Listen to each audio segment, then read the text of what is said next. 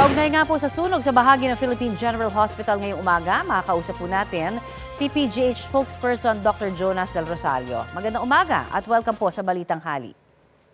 Magandang umaga, Connie. Salamat sa pagkakataon. Okay, ano po bang hakbang ang ginagawa ng PGH para po sa mga pasyenteng inilikas dahil po sa sunog kaninang umaga?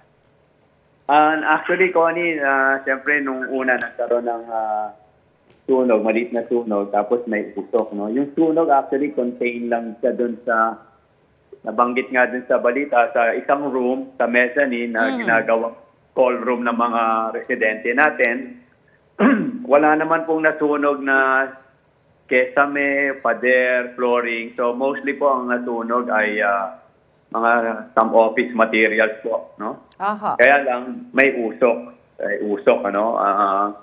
So, kailangan ilikas yung mga pasyente sa Ward 1 and 3. Nilagay muna sa aming atrium. Pero ngayon po ay naibalik na mga pasyente, nakabalik na po lahat sa pinanggalingan nila. At wala naman po na naging problema doon po sa kanilang kalusugan, doon sa mga pasyente po na nailikas? Wala naman po na nagkaroon ng smoke inhalation injury or lumala yung kailang kalagayan. Aha. Yun po ang report po sa amin ng mga wards na kung saan sila nanggaling. Maganda po kasi yung mga tao po ay na rumesponde, medyo may kaalaman sa fire drill, kaya na madali naman naibigas yung mga pasyente na nasa ward.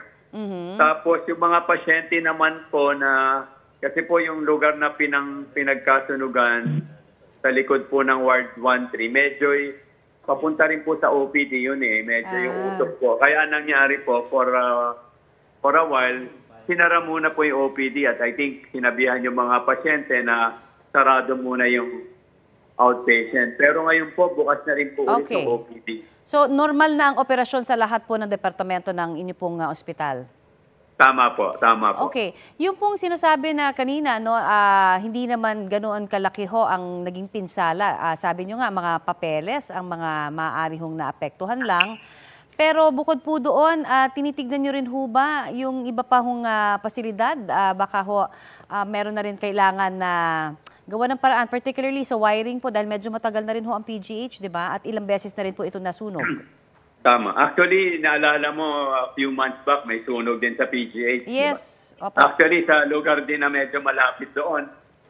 Kaya continuous yung may rehabilitation project, kasama na dyan yung pag-i-inspect ng mga wiring. Yes, oo.